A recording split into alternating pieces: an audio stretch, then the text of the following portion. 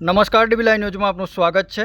ઘોગંબા ખાતે આજરોજ senior principal civil જજ જે.ડી. અમીન તથા એડિશનલ સિવિલ જજ વી.કે. વાઘેલાઓની બદલી થતાં તેમના ટ્રાન્સફર બાદ ઘોગંબા બાર દ્વારા તેમનો વિદાય સમારંભ રાખવામાં આવ્યો હતો, જેની અંદર સમગ્ર ઘોગંબા બાર એસોસિએશનના પ્રમુખ, મંત્રી તથા બારના તમામ વકીલ મિત્રો હાજર રહ્યા હતા। ઉપરાંત બંને કોર્ટના સ્ટાફ તથા જે કોર્ટ ડ્યુટી અને પોલીસ સ્ટાફ પણ હાજર રહ્યા હતા।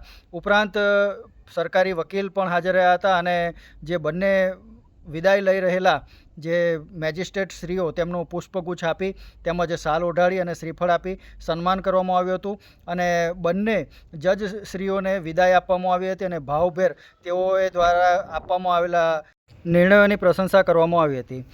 તેઓના કાર્યકાળ દરમિયાન તેઓએ સ્ટાફ તેમજ વકીલ મિત્રો સાથે કરેલ કામગીરીની ખૂબ જ પ્રશંસા કરવામાં આવી હતી।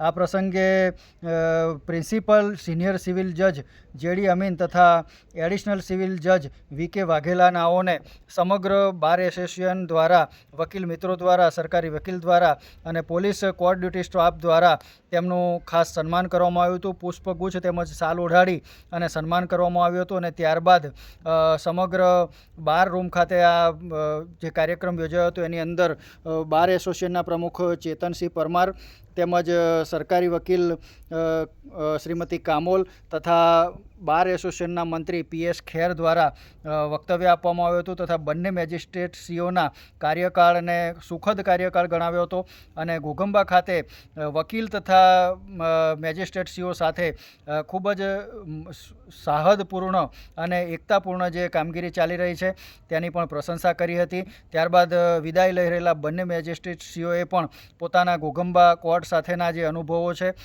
તેને વાગોડ્યા હતા અને અહીંથી જતાં દરેકને શુભેચ્છાઓ પણ પાઠવી હતી અને દરેક વકીલ મિત્રોએ પણ વિદાય લઈ રહેલા બંને મેજિસ્ટ્રેટશ્રીઓને આગામી સમયની અંદર તેઓ તરક્કી કરે અને બઢતી સાથે ફરીથી ઘોગંબા ખાતે જ તેઓ નિમણૂક લઈ અને ઘોગંબા સાથેનો જે નાતો છે હંમેશા જળવાયેલો રહે તેવી શુભેચ્છાઓ પાઠવી હતી।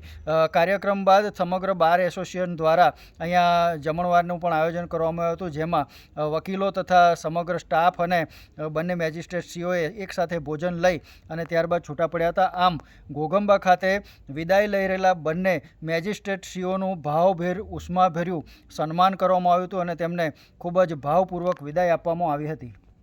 બાર અને બેન્ચ વચ્ચે સુમેળભર્યું વાતાવરણ હંમેશ માટે રહે છે અને એવા સારા વાતાવરણમાં જ્યારે સાહેબોનો પણ એટલો આપણને સહકાર મળતો હોય અને જ્યારે સાહેબો જતા હોય ત્યારે થોડુંક આપણને દુઃખ થતું હોય, તે સ્વાભાવિક છે, કારણ કે નવા સાહેબ આવે ત્યારે એમની જોડે નવેસરથી આપણે એડજસ્ટ થવાનું હોય છે।